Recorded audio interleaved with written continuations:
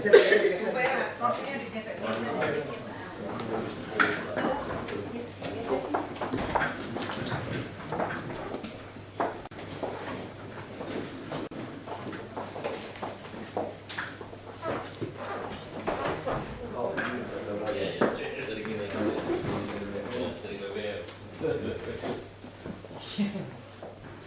Udah merangkap jadi. Tiba-tiba bajunya baju tinggi. Ya baru ketemu ya bos. Terima kasih. Saya takut ketemu beliau karena mintanya olahraga terus. Kamu belum kasih kartu nama? Sudah. Sudah. Yang ini belum. Saya sekretaris bilik. Ini dokter Endah. Oh iya, yang mantan itu. Dokter Renita ya. Oh, Di RSPS. Saya dokter mau udah pensiun dari puskesmas dari kita Endah. Udah ada di Mantan pulau Pak. Mantan pulau. Pulau Seribu.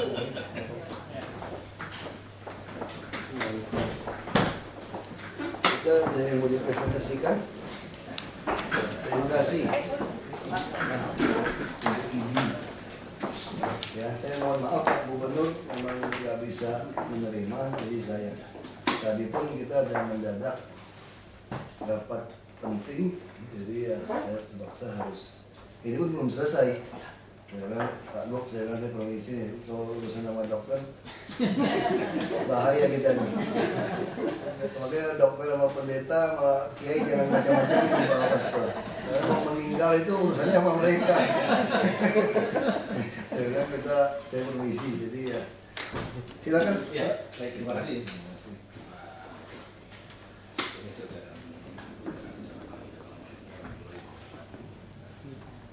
Kami dari Ikatan Dokter Indonesia Wilayah DKI Jakarta, saya sebagai ketuanya hari ini bermaksud untuk memperkenalkan diri kepada Pak Wagub.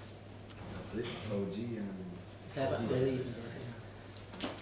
jaringan Pak. Ya, kami ini sebenarnya sudah 1 tahun ya sebagai pengurusan yang baru ini. Ya kan? Kemudian pada hari ini kami membawa rombongan dari pengurus wilayah DKI Jakarta. Saya perkenalkan, saya sebagai ketua Dr. Tony Satakarma, kemudian Dr.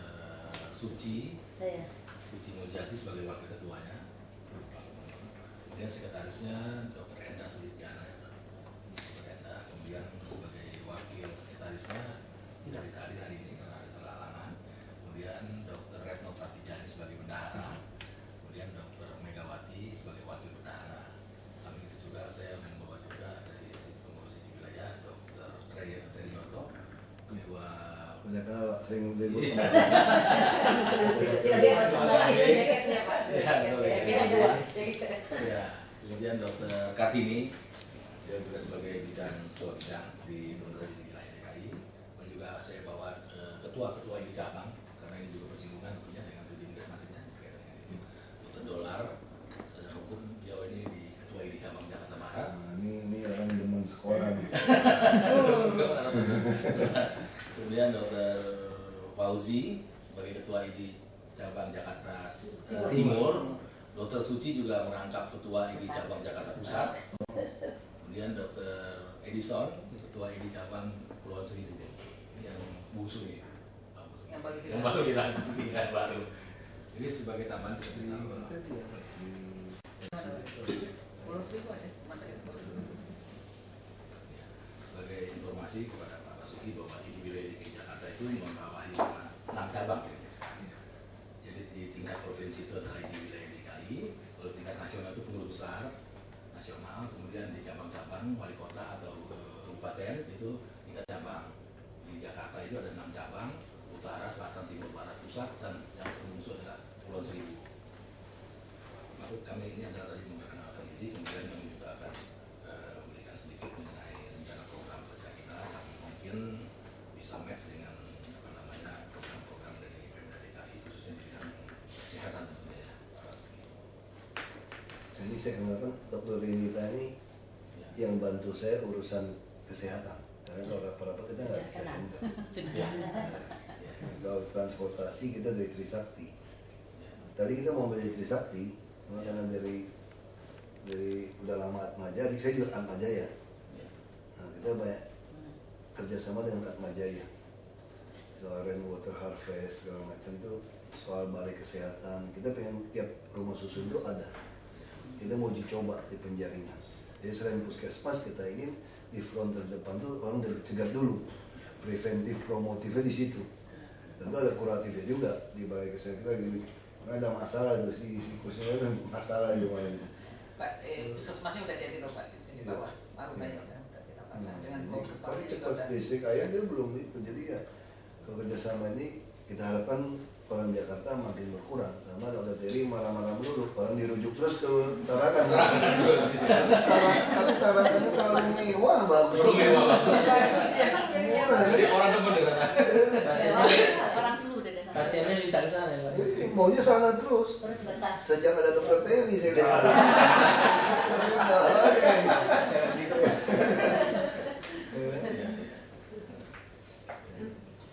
Ya, terima kasih Pak. Jadi di dalam program kerja ini wilayah DKI Jakarta, sebenarnya organisasi polisi tentunya kita membawa dokter-dokter. Itu ada beberapa hal yang kita akan lakukan. Pertama adalah hal yang sangat penting adalah pembinaan partai dokter. Dalam hal ini tentu macam bekerjasama kita dengan dinas kesehatan, menuju izin-izin. Mungkin nanti setelah pertemuan ini untuk apa kita lakukan pertemuan lagi dengan kepala dinas untuk membicarakan lebih teknis lagi ya Pak Wakil Bapak. Kemudian juga program mengenai beberapa program memang sudah kita adakan satu MOU dengan Pemda DKI atau dengan melalui dinas kesehatan, antara lain seperti ISTC itu untuk tuberkulosis itu sedang berjalan, kemudian juga mengenai posyandu juga itu juga sudah berjalan dengan di wilayah dengan dinas kesehatan kerjasamanya. Kemudian yang akan kita lakukan juga mungkin nanti program mengenai dokter kecil ya. Yang ini tiap tahun kita lakukan yang tahun lalu juga sudah kita lakukan, tapi untuk tahun ini tentunya akan kita lebih lebih berkualitas dalam program dokter kecil ini. Kalau yang tahun lalu itu langsung ke tingkat provinsi, tahun ini kita rencanakan di tingkat wali kota meningkat secara dari wali kota, kemudian provinsi, kemudian kita naik ke nasional. Nasional nanti pelaksanaan program itu lebih besar, supaya kita bisa bekerja sama, mungkin melalui dinas kesehatan dan yang hal lain lagi yang saya harapkan juga bisa bekerja sama itu mengenai berbagai regulasi. Kalau yang menyangkut dengan kesehatan kita harapkan bisa diikutsertakan dalam ini di wilayah DKI Jakarta.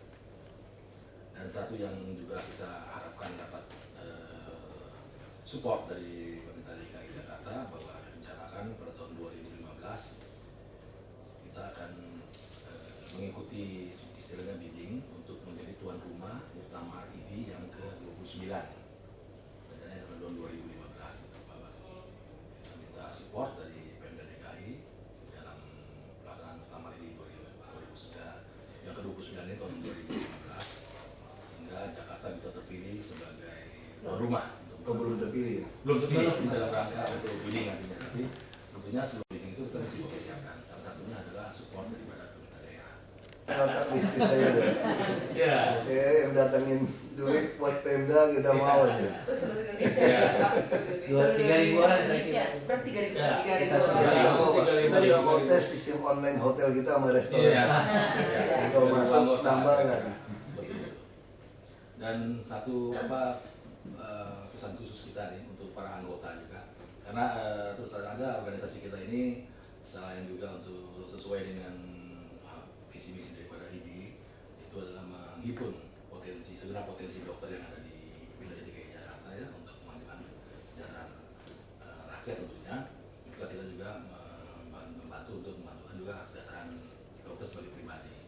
Nah, pada kesempatan ini saya harapkan juga untuk dapat ditingkatkan. Tadi saya dengar dari Budin katanya untuk kesejahteraan dokter yang honorer itu ditingkatkan sudah ya. Itu saya sangat terima kasih sekali.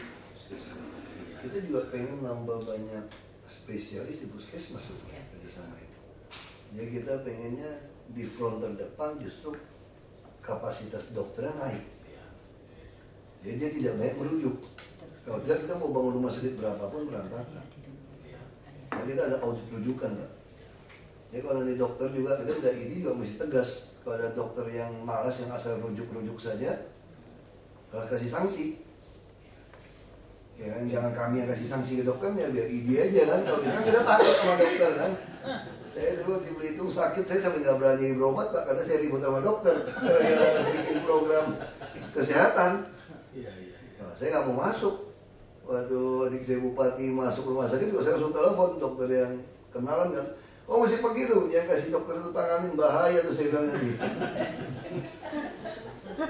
Kita ini bercanda begitu, tapi serius Pak, dokter. Sebenarnya kan Pak, untuk pelayanan primer, kita kan sebut di program kerja Ibu Pusat itu ada dokter pelayanan primer, jadi nggak bilang lagi dokter umum. Itu ada sebagai gatekeeper Pak, sebagai front terdepan. Itu yang 2014 kita harapkan kapitasi 7.000 itu. Iya, gitu Pak. Jadi memang sebenarnya konsepnya adalah spesialis itu adanya di rujukan sebenarnya di rumah sakit.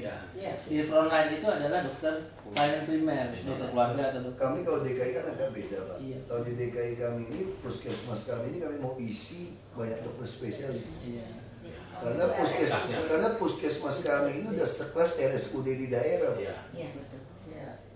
Jadi beda dengan konsep puskesmas yang ada di daerah. Puskesmas kami itu sebenarnya udah bagus. Hanya promosi ke masyarakat seolah-olah puskesmas itu hanya buat pembantu.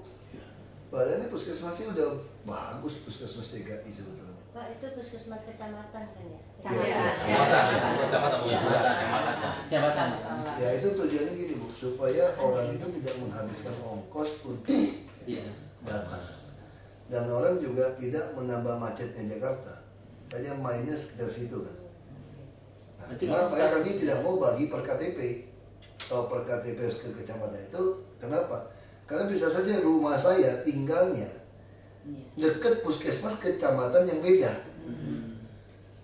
Nah, jadi kalau kita kunci orang dengan saya kecamatan A harus di puskesmas kecamatan A, itu menyulitkan saya. Nah, justru kita mimpiin itu seluruh Indonesia melakukan yang sama sudah dengan tahun depan itu.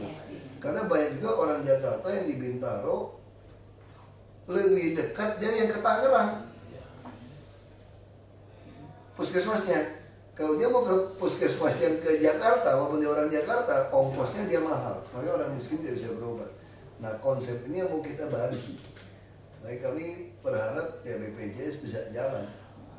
Saya sampai tengah malam Pak, ketok palu itu Pak di DPR RI Pak. Saya dibalik.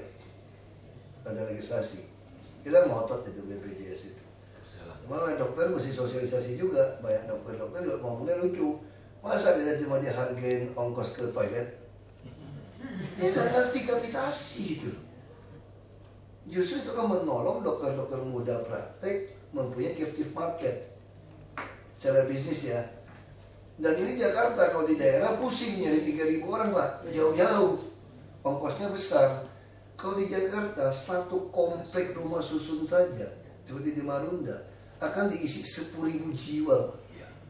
Jadi dokter-dokter muda yang praktek di sana, kalau kita mau bikin 24 jam, 3 shift, kalau 4 kali 3 udah 12 orang dokter muda nongkrong di situ. Duduk aja, orang tinggal turun datang, orang balainya di bawah, puskesmas di bawah. Jadi enak sekali ya dokter itu, langsung dapat 21 juta. Anda jaga, kita ada preventif, kalau rujuk kan dibayar lagi. Terus kalau Anda punya klinik pribadi, kita bayar lagi beda Pak. Hitungannya beda lagi Pak. Jadi masa itulah seluruh rakyat Indonesia akan mulai mengerti pentingnya asuransi. Dan dokter-dokter akan dihargai. Nanti kalau tidak disesuaikan kan, nanti ada website yang dibuat. Dokter ini nilainya apa kayak di Amerika, pantas nggak dengan pelayanannya, dengan harganya. Jadi itu ada, sebenarnya ini penting Pak. Yang saya paling takut itu dokter-dokter mulai gila mau jadi konglomerat, mau jadi duit. Kita audit tuh Bu, kita ngomong jujur, saya kerja sama RSCM, kita dengan FKUI, kita akan membuat audit medis. Karena banyak dokter, sekarang kita ngomong jujur, kita dagang kan. Saya baru datang mesin MRI saya. Baru datang beli obat lab saya. Lab saya kan ada batas begitu saya buka. Saya agak maniak ke lab soalnya. Dulu saya tiap 3 bulan ke lab, saking saya takut. Ya cek terus tiap 3 bulan. Saya sampai dapat, kalau saya rekomendasi orang ke Prodia itu 10% tuh diskon mas. Sampai segitunya tuh, karena tiap 3 bulan atau lagi pusing sedikit, saya pergi cek. Saya mau tahu lever saya aman nggak? Karena bapak saya meninggal gara-gara sakit lever kan. Kalau pusing sedikit, ini flu apa lever? Cek. Makanya saya selalu jaga SGPT saya nggak boleh naik, saya takut dia naik. Saya kerja capek kan. Maksudnya gini bu, banyak sekali rumah sakit atau dokter, orang tidak perlu dilakukan tindakan ini atau ke lab ini, tapi dia perintahkan. Nah ini kita mau audit.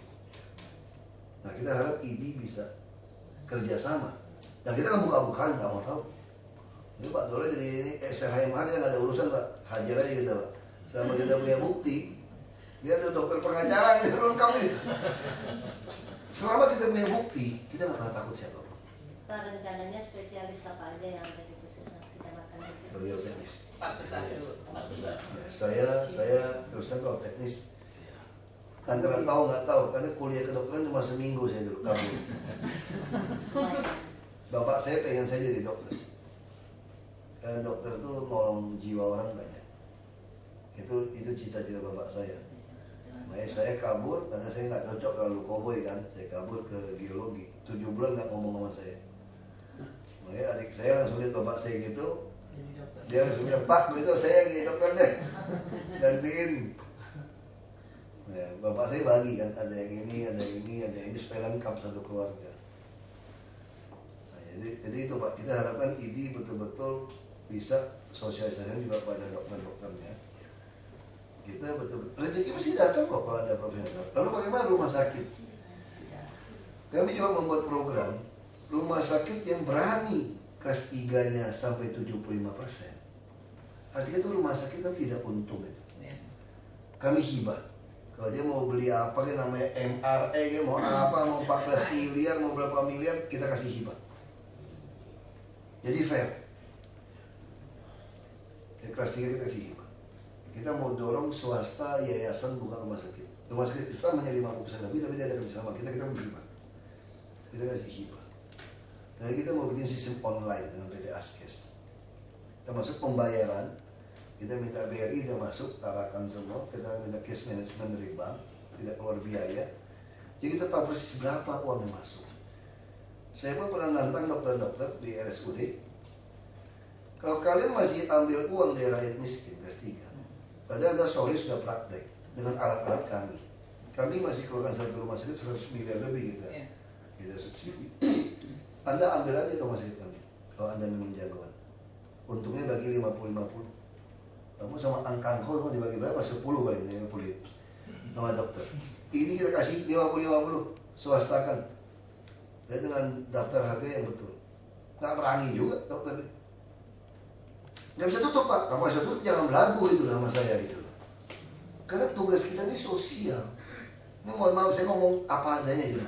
Adik saya dokter, ipar saya dokter, sepupu saya dokter, suami saya dokter. Kita mainnya di obat juga. Makanya saya ngerti sekali beli obat PBF, Parten. Saya ini sampai jadi bupati masih ngepak obat ibu saya. Ibu saya punya apotek. Karena ibu saya kalau pulang dari Jakarta, nggak ada yang membuat dia senyum gembira selain bawa obatnya pulang. Kalau apoteknya pulang. Mau bawa buah, bawa apa dia. Jadi kalau obatnya dibawa pulang, terus kita bayar lagi lebih bagasi. Wah, dia senang. Jadi saya dari sekolah SMA itu tukang ngepak obat, tukang beli obat dari pasar pagi, Glodok sampai Pramuka, makanya saya bisa tahu persis obat luar negeri yang tidak ada di dalam daftar di Glodok semua saya tahu. Saya kerja saya begitu. Terus saya bisa mengerti lagi ada promosi PBF, kalau ambil sekian lusin dapat sekian lusin. Jadi kalau semua RSUD kita beli dengan kompak, kita bisa hemat uang banyak. Tapi RSUD kami belinya obat paten melulu.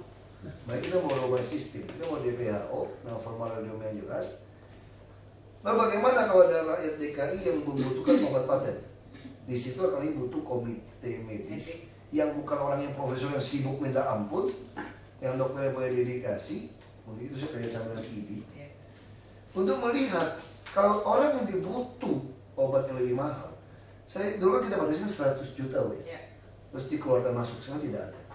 Jadi kalau memang diputuskan buat medis, nyawanya bisa ketolong asal kita menghabiskan 1 triliun, kita habiskan 1 triliun untuk itu. Kasarnya seperti itu.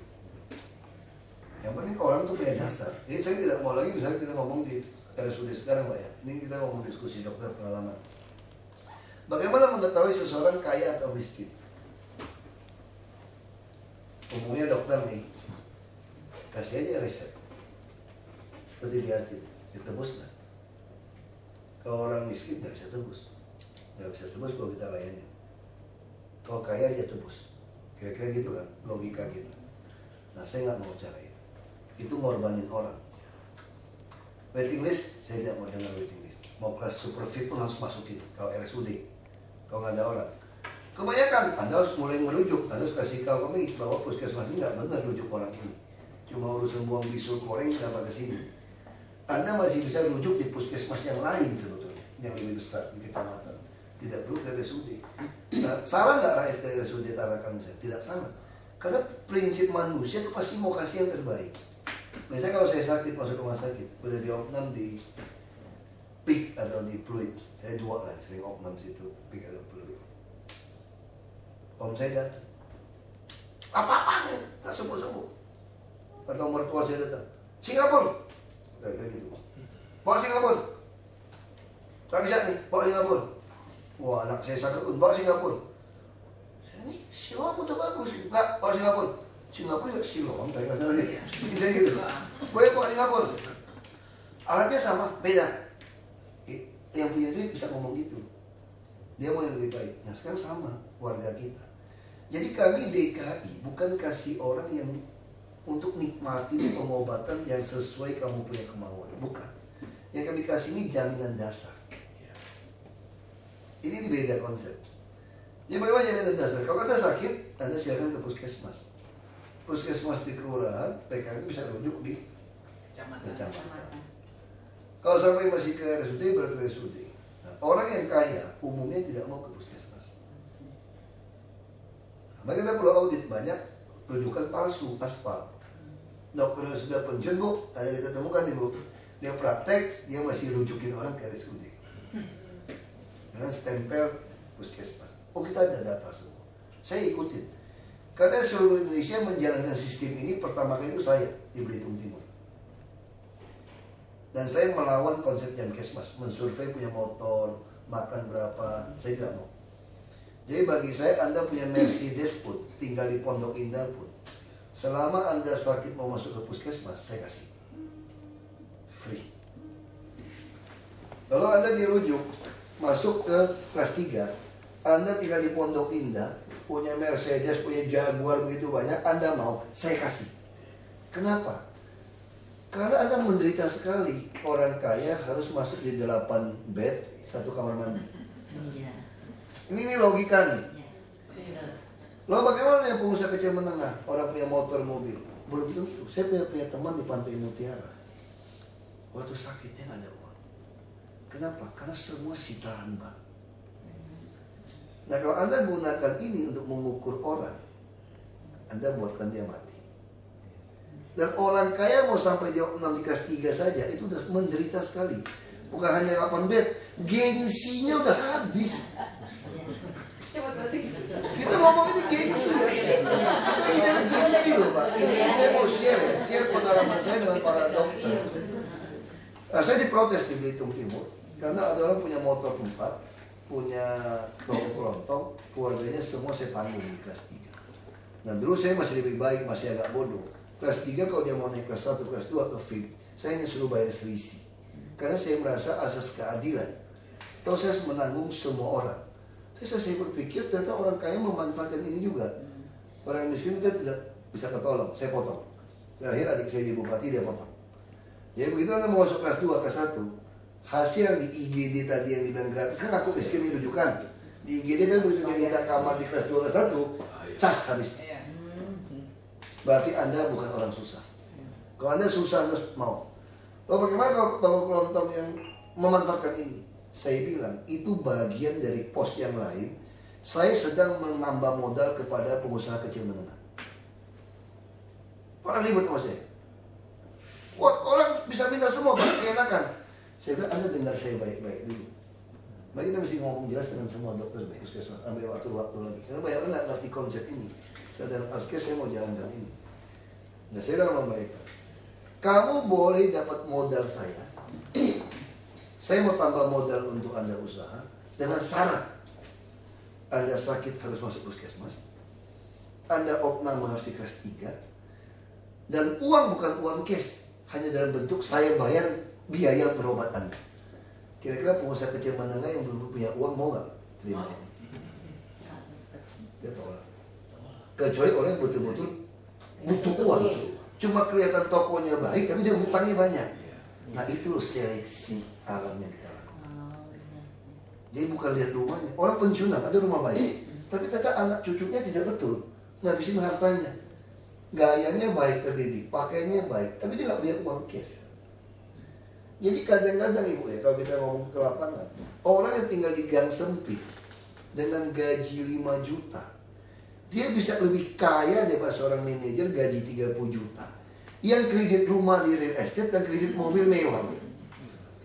Sehingga seorang di gang sempit dia hanya habiskan 3 juta, dia tiap bulan simpan 2 juta, dia tiap tahun punya 24 juta. Dan di rumahnya pakai AC. Kenapa? Karena ukuran cuma 15 meter persegi, 3 kali 5. Kamar mandi pun pakai AC. Karena satu AC semua full. Saya masuk, saya permisi kamar mandi. Kok ini gang sempit gak ada jendela? Kenapa dingin ya? Enak ya? Kan di luar panas gitu. Saya lagi di kamar mandi nih, numpang ke toilet. Saya kalau belum saya lihat tempat beras, gas, kulkas semua setinggi 1 meter taruhnya. Karena banjir. Taruhnya begini nih. Toilet juga tinggi karena takut airnya naik. Tinggi, dia mesti naik. Kok berdiri, jangkau tinggi sekali. Lalu waktu berdiri gitu, orang bisa lihat kepala saya. Karena dia nggak ada penutup. Makanya saya pulang, saya cerita sama teman saya, kita boleh kaya raya, tapi saya jarang sekali ketemu orang pasang AC di kamar mandi. Paling top exhaust fan. Tapi orang di dalam gang, saya bilang, kamar mandi pakai AC. Kaget tuh.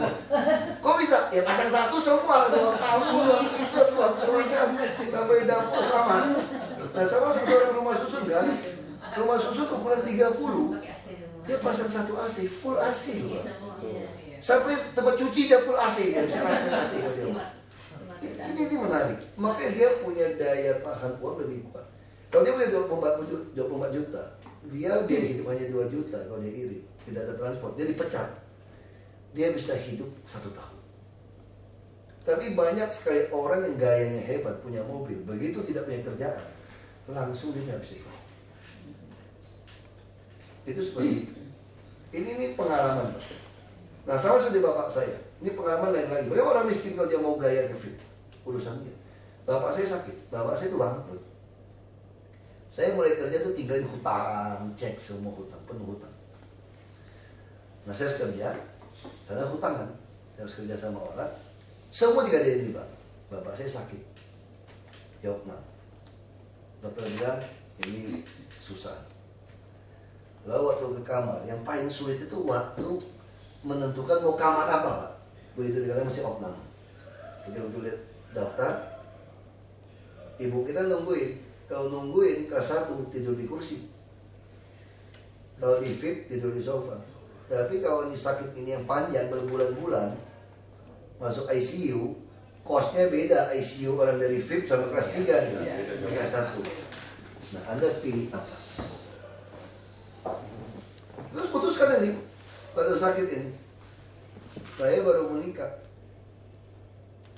Jadi saya bilang sama ibu saya semua, ibu saya terserah kalian. Nah kita putuskan, bapak saya udah bayar kita gitu mahal sampai hari ini. Ini terakhirnya dia mesti di fit. Dia tidak punya, ngutang sama perusahaan. Saya tahan, kita ngutang untuk bayar dia di fit, supaya dia pergi pun ada dignity sebagai orang kaya, mantan orang kaya kira-kira gitu. Tapi sekarang anaknya yang kaya masuk. Nah itu saya mulai belajar di situ. Jadi kita juga tidak mau melarang orang yang tidak punya uang untuk berhutang untuk menikmati rumah sakit. Silakan. Nah saya harap rumah sakit itu kalau Anda mau untung, silakan Anda untung. Tapi di kelas yang lain. Tapi kelas 3 kalau Anda untung, saya ajak ribut. Saya nggak peduli Anda mau ID, mau apa, saya nggak peduli. Aku sempat mau disuruh ID dulu di Belitung Timur. Saya nggak peduli. Dia lapor ke ID, saya mau usir semua PNS. Emang ada Pak, kelas 3 tuh ngambil untung rumah sakit? Ada. Bisa macam. Ada swasta. Ada swasta. Swasta ada. Enggak, kenapa? Akhirnya dia tahu itu cas dari kami. Dia mintanya periksa macam-macam itu sehingga kami bayarnya bonyok. Kan kelas 3 kami yang bayar. Dia tahu nih, ini yang bayar nih, Pemprov yang bayar ya. Kita kerjain. Nah dokter juga sama Pak.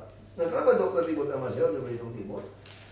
Kelemahan sistem dokter kita sama di Cina sama di India. Bapak tahu di mana? Bapak lebih pengalaman. Kalau di Cina India, Bapak PNS tidak boleh praktek di rumah. Anda mau cari sampingan, ku kasih tanam lengkeng. Oh iya serius, saya datang ke Cina, saya cek. Jadi si dokter pulang jam 2 itu nyangkul tanam lengkeng di tanah pemerintah. Maka dia kaya raya. Sampai punya saudara di sana. Sekarang dia beli rumah, dia datang ke rumah saya. Apartemen saya lebih besar. Saya pun udah naik pangkat. Sekarang saya pindah ke kota lebih besar. Orang Cina tuh bangga sekali kalau mengatakan lantai saya tuh pakai parket kayu. Cina dingin. Wah dia bangga sekali. Kamar mandi kita pun pakai kayu. Bisa ada penghangat. Jadi untuk orang tua lebih, wah dia bangga. Itu uang dari mana semua? Dari uang jual lengkeng. Ini dilakukan. Ini juga sama jarak jauh, pakai internet, pakai video conference untuk dokter jarak jauh. Jadi dibimbing dari dokter spesialis itu untuk lakukan operasi, dibimbing dia. Kita nggak bisa. Makanya dokter di tempat saya itu ada yang marah sama saya. Dia punya klinik, dia punya langganan perusahaan-perusahaan besar. Perusahaan besar kalau sakit kasih ke dia. Kasih ke dia, ibu-ibu juga ada oknumnya karyawan. Marah sama saya. Kenapa? Sistem saya membuat, saya bilang sama perusahaan, kamu nggak usah bikin klinik rumah sakit. Rugi kamu. Lebih baik kamu bayar premi ke saya. Obat tidak batasi. Kalau yang dulu bisa main Pak. Jadi karyawan dikasih obat yang besar Pak. Dibeli kembali Bu, setengah harga Bu, obat itu Bu. Jadi mereka juga mau audit obat sekarang. Jadi banyak orang itu tidak perlu obatnya begitu banyak. Sementara puskesmas juga kurang ajar. Datang, puskesmas juga palsuin. Adik saya di puskesmas lama kan. Pasien 300 orang, mesti bayar 3.000 apa 5.000 itu. 3.000 apa 5.000, saya lupa. 5.000 apa 3.000, saya lupa. Ada obat 5.000 apa. Laporannya selalu 100 orang. Uang ini bagi-bagi. Uang harian. Ambulan juga begitu. Dicas 150.000, rusak saya yang tanggung, seperempat saya tanggung. 8 ambulan setoran setahun 800.000 PAD-nya. Semua dicas. Makanya saya bilang kasih kamu aja, saya bayar aja pakai gaji saya. Waktu saya di DPRD, saya panitia anggaran. Makanya saya tahu terlalu banyak urusan ini. Saya tahu terlalu banyak panitia anggaran, saya ikutin. Mobil jenazah sama. Jadi saya diprotes ibu-ibu pegawai karena dia nggak bisa main obat. Dokter juga boikot, kayak demo. Dokter juga suka main politik loh Pak. Dokter main politik gitu loh. Dukung si A, si B, kasih resep. Pokoknya jangan saya jadi. Saya hadapin itu. Nah ini dokter lah yang karena dia pengurus ID mau ngesu saya. Oh saya nggak pernah takut. Saya keluarkan bukti. Saya minta mereka out dari Belitung Timur. Semua dokter. Saya lebih suka warga Belitung Timur meninggal karena alasan di akhirat tidak ada dokter. Kenapa kamu meninggal? Gak ada dokter. Saya meninggal kenapa? Gak ada dokter. Oh masuk. Kasihan kamu. Masuk ke akhirat karena neraka apa surga kan? Soalnya neraka surga juga sampai hari ini kakek saya sudah meninggal, nenek udah meninggal, bapak saya udah meninggal. Belum ada yang kasih tahu saya mimpi surga neraka benar apa enggak. Kita ngomong jujur ya. Tapi saya khawatir surga itu benar-benar ada, makanya saya takut itu aja gitu. Kalau enggak saya sembarangan juga. Ini satu hal yang berbeda gitu. Nah itu akhirnya apa? Saya suruh mereka, saya usir, suruh pindah. Kalau tidak mau pindah kalian, Saya kan kasih rekomendasi, kalian itu langgar sumpah jabatan, bajingan, brengsek, bangsat, saya tulis. Saya malah tulis dong, bupati.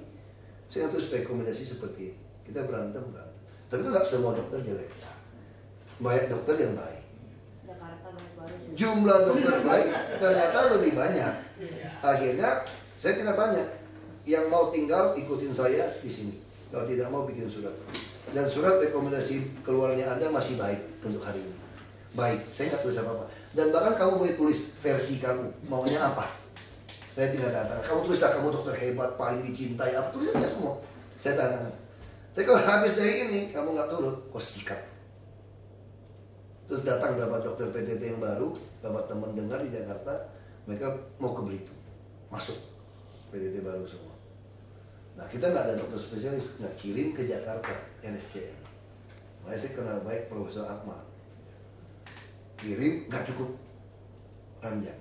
Nah harusnya kalau di Belitung Timur punya dokter baik, saya ngomong sama Bu Fadila supaya kasih saya dokter spesialis, saya juga gaji besar.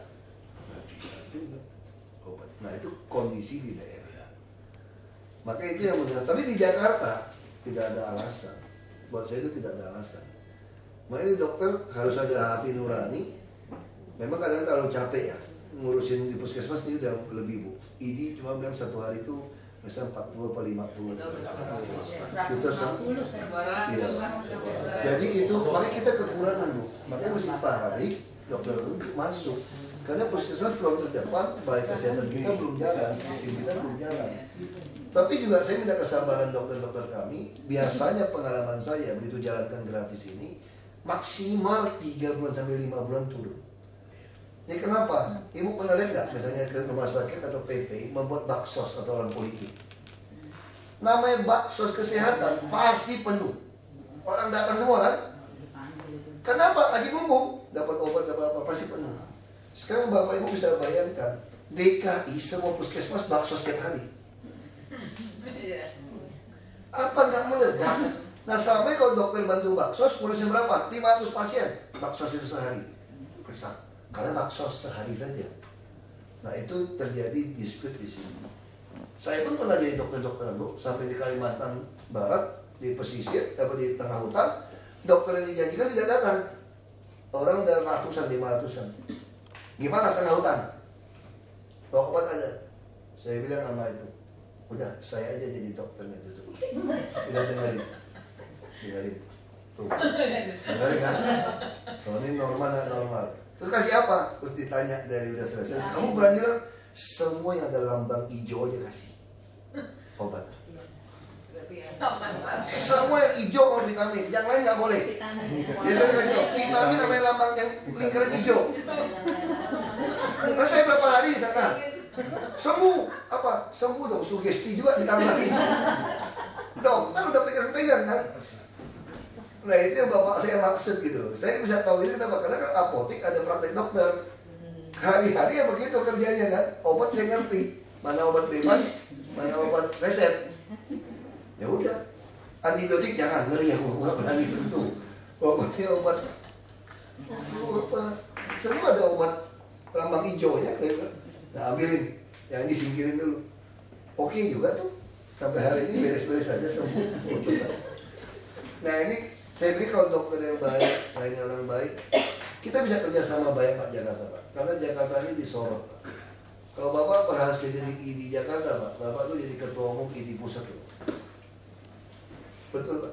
Banyak orang suka bercanda gitu. Teman saya pun gitu, suruh saya kesini apa alasannya? Kamu kalau di Bangka Belitung jadi gubernur, sampai tua jadi gubernur aja kamu. Selesai sampai pensiun. Jadi kalau kamu mau ngantor di Merdeka Utara, Merdeka Selatan paling dekat katanya, nyebrang mau ngantor. Ini Jakarta. Maka kita harus berhasil. Nah kita diharap 2014 kalau BPJS tidak jalan, kami akan memperkuat Jamkesda kami, kantor sudah baru, sistem baru. Kami akan lakukan. Ya harusnya dokter RSUD itu bisa kaya, karena sore bisa praktek pakai perangkat kita semua dan bayar. Tapi paginya harus betul-betul kuat. Rumah sakit harus ditambah kalau yang mesti extend. Bikin lagi. Dan mutu harus sama. Jadi semua ada SOP yang sama. Sehingga orang tidak merasa saya harus mau ketarakan saja nih. Nah ini mesti sama. Berapa dokter yang dikejar, misalnya dokter tadi orang demen sama ini kan, kita pindahin ke Pulau Seribu. Gitu. Semua orang maunya ke Pulau Seribu. Jadi semua orang sakit mau ke Pulau Seribu ya gitu loh, supaya imbang gitu loh. Kapalnya ditambah. Itu sih Pak, dari supaya Bapak, saya pengen ceritanya supaya Bapak tahu gaya kepemimpinan kami dan maunya kami itu apa. Ya kan? Dan kita berharap nih dokter-dokter muda yang masih koas, ada dokter senior turun rumah ke rumah. Kita disiapin kasih uang gitu ya. Jadi dia datang ke rumah. Jadi orang miskin yang betul-betul tidak punya transportasi didatangin. Atau Bapak Ibu pada bayangin nggak kalau orang miskin punya anak kerja, dia miskin susah, buat ngurus dia tuh nggak bisa. Kalau orang kaya kita bayar babysitter, karena si anaknya kerja sampai malam, pulang sore puskesmas tutup. Tidak semua puskesmas 24 jam. Mau bawa orang susah di dalam gang, naik motor tidak bisa. Udah sakit mau digotong, mau sewa taksi, nggak mampu uangnya anaknya itu. Naik bayi susah. Nah kita nggak pernah pikir seperti itu kan. Nah harusnya bagaimana? Seperti orang kaya kita melakukannya. Dokter yang datang ke rumahnya dengan data posyandu, dengan data lansia, dengan data balita. Yang datang siapa? Koas datang juga dia udah seneng. Seperti saya bukan koas tadi, baru seminggu dia ke dokter cuma pegang-pegang. Minimal dia tahu kan, oh ini harus di opnam. Rujuk. Opnam apa? Tinggal telepon ambulan, ambulan datang jemput, hemat ongkos. Makanya dia cuma boleh di opname paling jauh di puskesmas kecamatan. Nah ini pengalaman saya waktu bupati. Saya punya rumah sakit tidak siap, harus ke rumah sakit induk kabupaten lain. Terus pulang meninggal. Meninggal saya kasih uang 500.000 supaya saya bisa tahu akte meninggal. Orang muslim meninggal langsung kubur. Supaya administrasi bagus saya pancing 500.000 untuk ya 40 hari atau berapa hari kamu bikin. Dia orang daftar. Saya orang meninggal. Ini baru masuk rumah sakit. Kenapa meninggal? Kalau saya nggak meninggal, kenapa dia pulang? Saya datangin dokter. Saya juga mau audit sebetulnya. Cuma audit versi saya. Kenapa dok pasien itu dipulangkan? Keluarganya maksa. Wah kurang ajar. Saya marahin keluarga. Bukan dokter yang salah kan? Bukan keluarga. Kenapa bapak mau pulangin? Pokoknya mati bapak, kurang ajar kalian. Tunggu pun nggak mau. Nangis. Kenapa nangis? Dia bilang, Pak, kami itu satu hari kalau di tempat sana butuh 50.000. Total penghasilan kami itu nggak sampai 1 juta. Dia mancing ikan. Nah situ saya mulai mengerti susahnya orang miskin. Sampai harus mati. Bapaknya pun lebih baik mati daripada anaknya susah. Nah kita nggak pernah pikir Jakarta lebih mudah, daerah lebih susah. Makanya sejak itu saya bilang semua puskesmas kita harus ada ruang opname. Pasang AC, dia nggak perlu dingin. Asal dia tidak kipas-kipas, buka nyamuk, panas, harus pasang AC. Nggak perlu dingin, yang penting sejuk. Nah ini pengalaman. Lalu saya juga temukan ada orang tua mau mati, suruh berobat nggak mau, udah cukup mati aja. Kenapa? Nggak ada harga diri gitu. Dia butuh hidup sosial. Mau beli kopi Pak, mau duduk ngobrol main catur sama tetangganya, nggak ada uang. Minta menantu anak pas-pasan. Anak menantu udah merasa kamu udah numpang tinggal sini udah nggak usah macam-macam gitu. Kadang ada orang tua pengen ngopi, main catur, beli kue. Kita nggak usah bilang beli rokok lah. Kadang-kadang kita bisa cegah dia beli rokok, ya susah kita ngomong. Tapi nanti dia butuh uang lah. Terus saya tanya berapa sih Pak? Sampai mau mati gitu. Ada 5.000 aja tuh lumayan. Kan kopi cuma 2.000. Duduk seharian, ngomong, main catur. Ada 5.000 dia udah bisa hidup sosial. Cuma 150.000. Makanya saya berhenti jadi bupati, mau jadi gubernur Babel, terus saya mau kasih semua orang tua itu pensiun 150.000. Supaya ada harga diri. Nah Jakarta mau bikin banyak taman.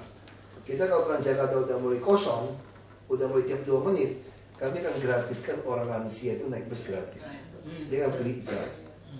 Karena sudah kami bayar per kilometer. Daripada kosong, naikin aja. Kalau orang lansia juga nggak gendeng. Tahu jam 6, jam 7 penuh, dia udah naik jam segitu. Pasti dia akan cari ke rumah saudara rekamannya jam 10, jam 11, jam 2, jam 3. Ada yang udah lansia. Yes. Baksonya jadi nggak kosong Pak. Belum dong. Jadi itu lagi KTP seumur hidup itu dianggap lansia. Jadi itu menarik. Jadi daya umur mereka akan lebih panjang. Dia bisa main di taman, ngobrol, bersosial, olahraga. Nanti ada senam-senam di taman kita. Nah itu yang kami inginkan. Saya cerita supaya Bapak Ibu tuh kebayang gitu loh. Jakarta baru yang kami mau bentuk itu seperti apa gitu. Satu Pak Basuki yang perlu juga dari Pemda Provinsi DKI juga mengayomi yang disable ya. Nah, disable itu belum masih.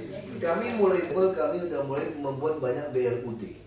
Makanya saya juga minta beberapa SKPD tidak boleh pakai outsourcing. Karena outsourcing juga banyak perusahaan nakal. Masuk ke kami gaji UMP, tapi ke bawahnya tidak UMP. Nah, sedangkan kita banyak sekali orang tua cacat atau yang kemampuan fisik ya kurang, atau dia udah tua karena tidak ada sanak keluarga, hanya mungut sampah, mungut botol-botol bekas dengan penghasilan 10.000 maksimal 20.000 per bulan. Sehingga mereka pun dimasukkan ke rumah susun tidak sanggup. Dia tinggal di sewa-sewa yang 150.000. Itu ya TBC ke apa macam-macam lah. Kami memasukkan mereka ke rumah susun, dia butuh 50.000 untuk bisa bayar listrik segala macam. Tapi besar, dia bisa kosin ke orang sebetulnya. Itu bagaimana cara atasinya? Kami kasih dia kerja untuk sampah. Kita kasih. Misalnya kami yang cacat, yang nggak bisa kursi roda, kita kasih dia toko di rusun. Dia bisa servis apa? Kita bantu. Lalu kita mulai gratiskan diundi tempat jualan. Kita punya kuliner. Kita mulai undi di rumah susun. Kita lakukan. Kita mulai bantu. Lalu bagaimana kalau betul-betul nggak bisa kerja juga? Saking tua nggak dia urus. Kami baru resmikan lagi 5 panti werda. Kami punya 5. Jadi orang gila, anak terlantar harus ada. Kami anggarkan tahun ini sampai 150 miliar untuk urusan begitu. Jadi kalau Bapak ketemu orang sampai disability segala macam, disabilitas ya, ada masalah, kasih tahu kepada kami. DKI semua punya. Hanya mungkin orang tidak itu mau peduli. Kami kejar sampai habis. Makanya kami yang butuhkan, yang paling penting bagi saya, bagi bapak saya ngomong kan, yang paling penting itu kamu mesti baik-baik sama dokter sama rohaniawan. Karena itu yang menentukan nasib kita mendekati akhirat itu kira-kira kan. Atau kelahiran. Jadi kalau kita bisa lakukan dengan baik. Saya suka ngomong sama teman-teman dokter, kalau kaya itu relatif. Relatif kaya itu gitu. Iya relatif. Saya ambil contoh Pak, saya tuh bukan orang properti Pak. Saya tidak pernah tahu properti mau naik turun, saya tidak pernah ikutin. Saya cuma tahu kerja. Karena mau masuk ke Jakarta, bukan masuk ke Babel jadi gubernur, padahal gubernur Babel pasti jadi, Jakarta tidak jelas. Saya udah hitung, kalau jadi gimana? Pak orang ketahuin saya kan, wah saya mesti punya rumah lebih besar. Ajudan gitu banyak, sopir pengawal gitu banyak, mau tidur di mana? Saya mesti beli tanah lebih besar. Cari tanah, beli tanah, dapat. Di Pantai Mutiara, orang banjir-banjir nggak tahu lagi jual murah 4 juta. Cuma gara-gara tusuk sate besar kecil banyak. Nah saya nggak percaya mistik. NJOP 6,5 juta, kalau jual 4 juta udah untung. Nah ada yang sialnya ini udah untung. Tusuk sate lebih bagus, lihatnya jauh. Jauh kan? Jadi kalau kita taruh meja rapat, meja kerja, lihatnya jauh, enak kan? Buka pintu, anginnya enak. Kalau ketabrak mobil gimana? Emang mobil enak, kita tembok di depan, pagar. Ini musuh gimana gitu. Terus bikin pintu lari, lihat mobil mau tabrak, lari di belakang dong. Nah, saya nggak pernah berpikir 2010 akhir ke sini rumah naiknya gila-gila. Nah, karena saya punya niat kan untuk Jakarta, saya dapat untung. Sekarang bisa 20 juta per meter dalam 1-2 tahun. Nah coba kalau saya niat saya nggak pengen untuk bantu orang, hanya berpikir mau jadi gubernur pulang ke Babel, nggak ada. Rumah saya itu aja kosong.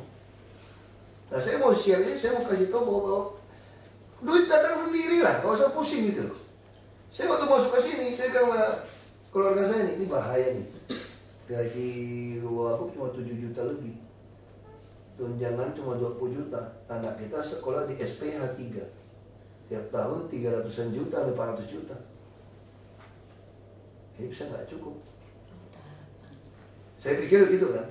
Ya sudah, makanya saya bilang mudah-mudahan nggak kepilih deh. Minimal udah nyalon. Nah, minimal nyalon kalau udah tahu. Atau kepilih kan, kita pikir wah ini duit bisa masalah nih. Ya udahlah, jual rumah lah, masih bersyukur ada 2 rumah.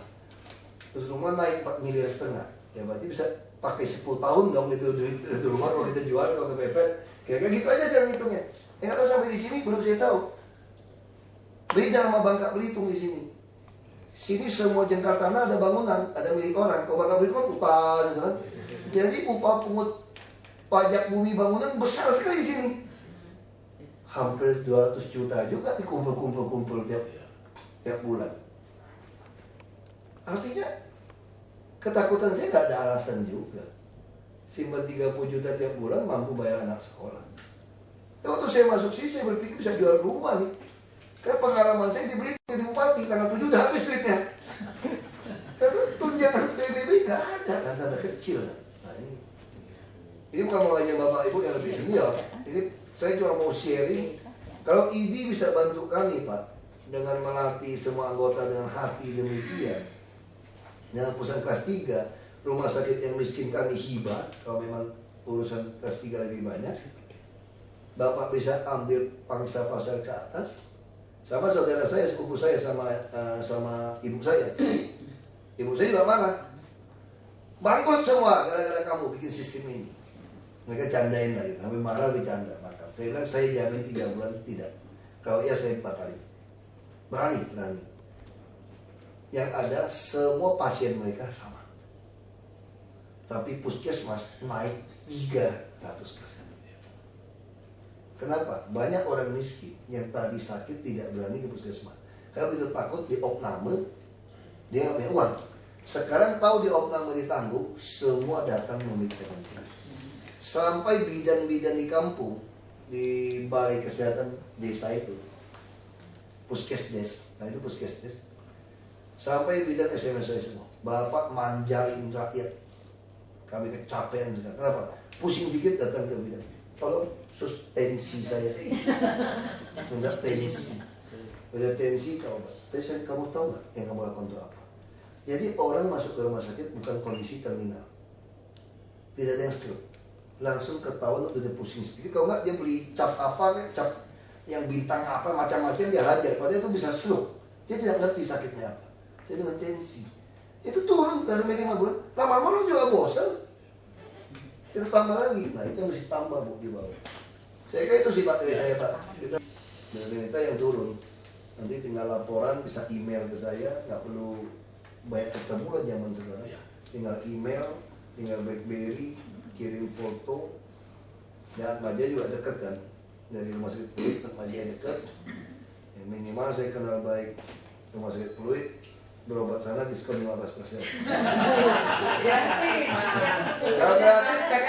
Kalau gratis pasti karena ini wakil gubernur. Pasti wakil gubernur itu gratifikasi loh. Gratifikasi loh. Jadi kalau kami digratiskan gratifikasi. Kalau saya diskon 10% Bapak sudah biasa. Dokter gigi Ana udah biasa. Saya kenal dari adiknya. Nah, kalau Dokter Marcel si Madi Brata nggak pernah ambil duit itu. Saya sampai nggak berani ke teman. Karena dari saya kecil, beliau PTT-nya di kampung saya persis. Kampung saya persis. Kalau Dokter Marcel. Nah ini ibu saya pun operasi udah gitu ini mungkin mau 5 jutaan ya kalau semua. Dia pun nggak mau ambil uang. Karena udah kalau ini saya berani terima. Kenapa? Karena dari dulu keluarga saya kalau ke beliau pasti tidak bayar. Berarti bukan soal jabatan saya wagub gitu. Tapi kalau rumah sakit Pluit kasih gratis, saya curiga. Dulu bayar semua masih saya gratis. Ini nggak benar. Ada apa? Wah ini bahaya kan. Saya udah terima Pak. Ya, sudah terima.